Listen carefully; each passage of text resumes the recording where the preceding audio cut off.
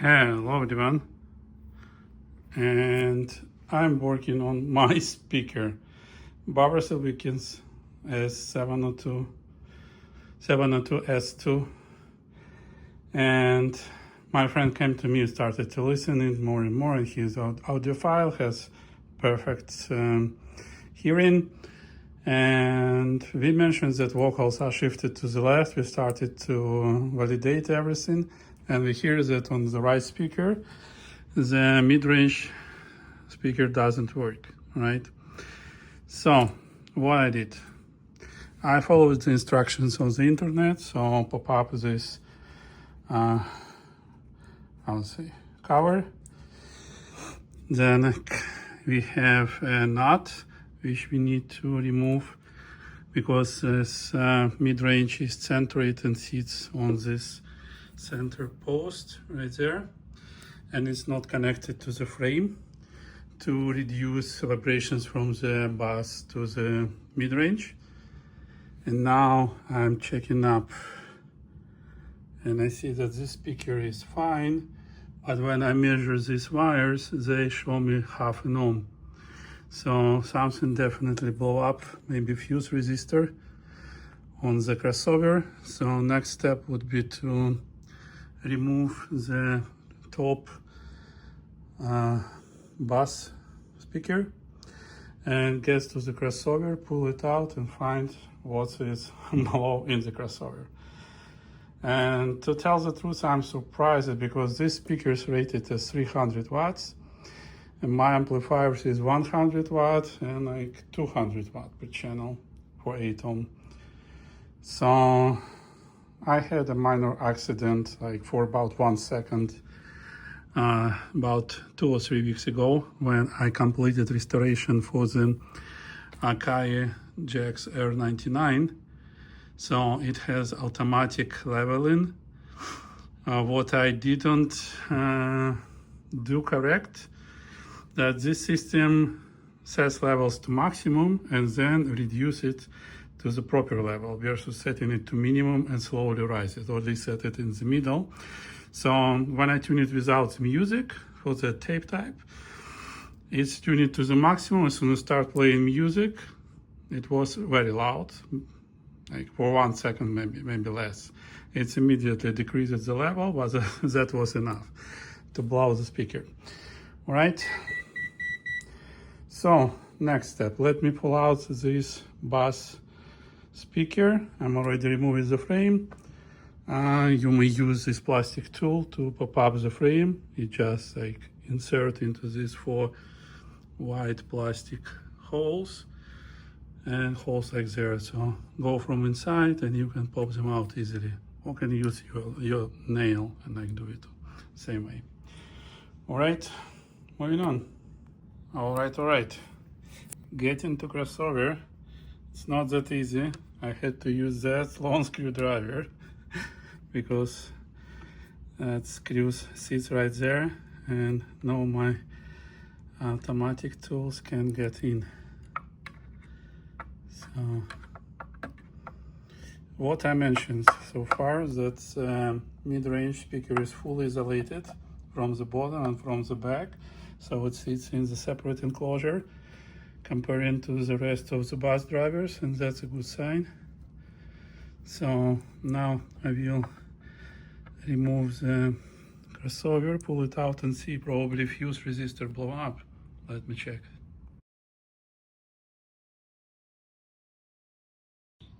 Okay everyone, today I continue my research, right? And what I did, I used the speaker, I connected it to the terminals from the amplifier on the low volume and tested that 1 kHz tone display is fine, so speaker has no issues at all, right? Next, I had to understand how everything is wired. And as you may see, the wires from this crossover for mid and high frequencies go directly to the terminals, bypassing the second crossover for the bass speakers. All right, so now let's chat about this bass crossover. You see here 2 coils, 1 resistor and one large capacitor, 120 microfarad. So everyone tries to upgrade this. My understanding, like even if you put much better capacitor here, like it would be film, it will be like not electrolyte, and so on, so on, so it will not give much, because this bus range will not be affected that much by the different quality of capacitors. The only variable here is the large value of capacitor. So 120 microfarad, unless it works, it will work pretty fine. And I don't think anything have to be done to this crossover. All right, unless you want to vary frequency, like cutoff frequency and so on. But this one is more important. And I watched videos from the YouTube about upgrades. Everyone tries to install more expensive capacitors. Few guys vary with the coils, but again, you see Mondorf capacitors back right from the factory. That would be should be good enough for this level of speakers. All right, we can improve, but it will be so abysmal improvement unless we change values and change how the speaker works. I don't see a reason like in upgrade. Next, speakers. From everything I've seen, measurements and so on, Bowers Wilkins do crossovers that overlap ranges between mid-range speaker and low and bass speakers. Right, so bass speakers work up to 500 Hz, and mid-range speaker starts from 250 Hz. So they have overlap between 250 and 500 Hz. And then mid-range works from 500 Hz to 2 kHz, and everything we hear from 2 kHz gets out of this teeny speaker in size compared to everything else, right? So the point is, I watched a video from Russian speaker designer who've been working like making designs for Chinese factories, blah blah blah blah. He was changing this like to changing crossovers design like to separate the speakers to remove this like overlap. I read more about this. I read about like why some companies do overlap. This may not play well from the phase perspective in some cases, very particular cases when speakers not much or something like that. But from what I read, this design is very good to improve the stage, right? So make stage wider.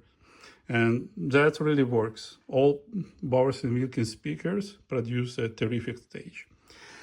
Now, as far as I see now, everything is connected. Everything should work. Speaker work, right?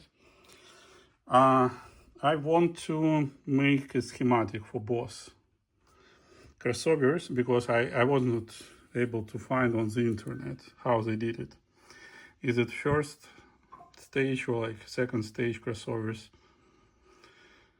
So let's see. All right, what else?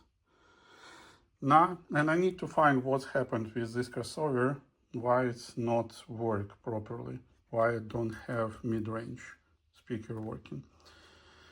And that's the small blue parts there. Those are 0.1 microfarad capacitors. So it's not fuses as I showed before, and it was told in one of the videos. So that's fuses, we need to remove them. No, that's not fuses, that's bypass capacitors, which help with high frequencies. All right. So far, the only reason I suspect this resistor, but I need to check schematic to make my decision and see how to fix the speaker, make it working back. See you in my next part. All right.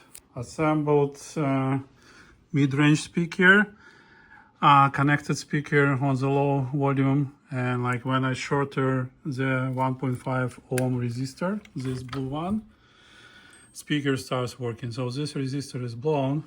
I need to get replacement for it, and speaker would be fine. All right, at this moment, like 1.5 ohm make me puzzled, because like at this moment I'm not sure if I blown it or it came from factory like that, and if they do test it properly. All right, because there is no any sign of like burn marks, nothing on it. And 1.5 ohm, like even if I gave like 200 watts, right, it will be like how many, in best case like 80 volts. Like, and it peak to peak maybe 150 volts. All right, 150 volts by 1.5 ohm, the current would be like how many? 100 amperes? Maybe I'm low. All right, it's 100 watt resistor. I need to find and replace this guy. See you when I will fix it. All right. Finally, wait is over. And that's the resistor. It's the same as provided by Bowers Wilkins on their website. I was able to get exactly same model, same manufacturer, 100 watt resistor, but like 10 times cheaper than Bowers and Wilkins asks on their website. So they ask like $42, $41.99, I believe. And I was lucky with help of my friend to find it on New Arc for 4 point something. All right. So now it's time to replace this blue guy and make sure the speaker will perform as it should. See you soon.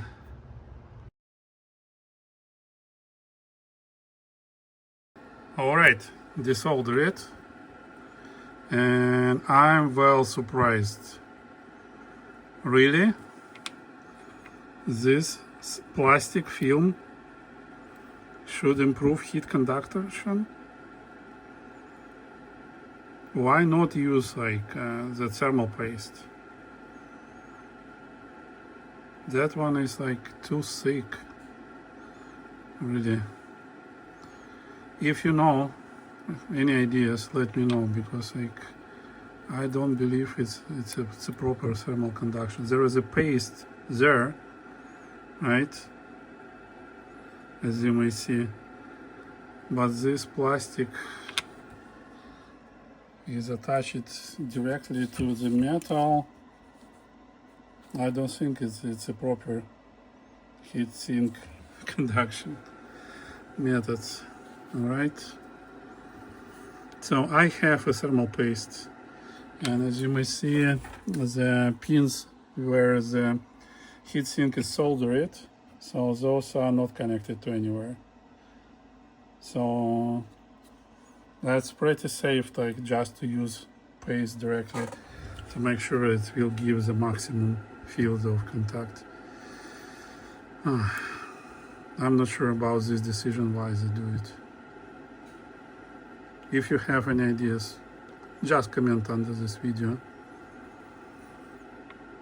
Right, see you soon. All right. New resistor has been installed.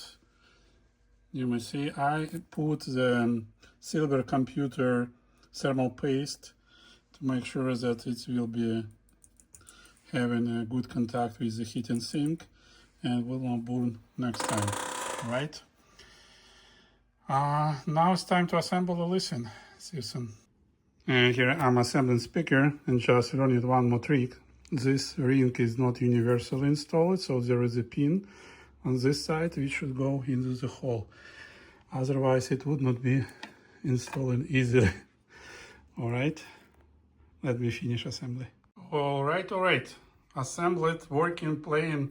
Now I will play YouTube library music to avoid penalties, but check speakers yourself.